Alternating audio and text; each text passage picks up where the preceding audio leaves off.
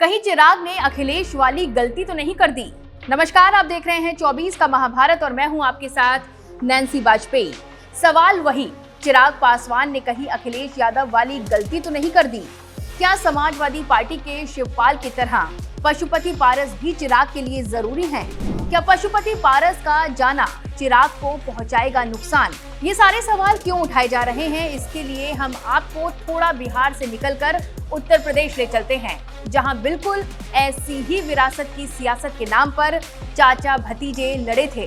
बात साल 2022 की है, जब अखिलेश यादव और उनके चाचा शिवपाल यादव के बीच भयंकर लड़ाई देखने को मिली। इस लड़ाई का खामियाजा ही समझिए कि अब तक समाजवादी पार्टी दोबारा 2017 वाली ताकत नहीं दोहरा पाई है।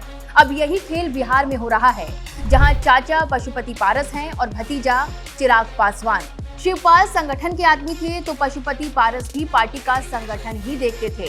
उधर शिवपाल मुलायम के करीबी थे तो पशुपति पारस रामविलास पासवान के करीबी थे। अखिलेश मुलायम के बेटे तो चिराग पासवान रामविलास पासवान के बेटे हैं। यानी कहानी वही, लेकिन किरदार बस अलग हुए हैं। अखिलेश और शिवपाल लड़े और बिखरे। बिहार में पशुपति पारस और चिराग ने भी यही कहानी दोहराई।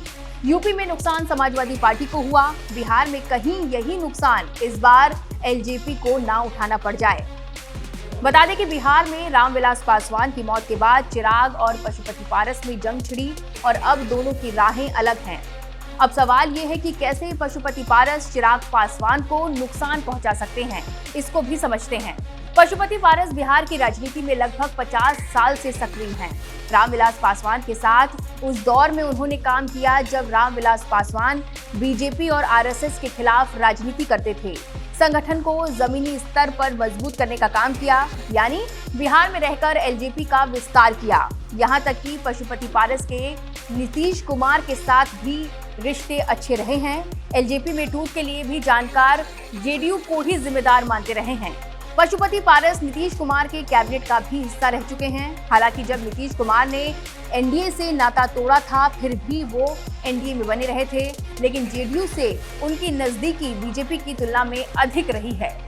वहीं चिराग पासवान हमेशा से बाहर रहे हैं। हम ये कह सकते हैं कि पिता की राजनीतिक विरासत के चलते बिहार की राजनीति में उनकी एंट्री हुई। उन्होंने संगठन को उतना करीब से नहीं देखा और समझा जितना चाचा पशुपति समझते हैं। यानी पशुपति पारस ने भले ही चुपचाप सामने आकर अपना इस्तीफा दे दिया हो, लेकिन राजनीति के दांव पेच वो बखूबी समझते हैं। ऐसे में ये कहना बहुत जल्दबाजी होगा कि चिराग ने चाचा के साथ खेल कर दिया।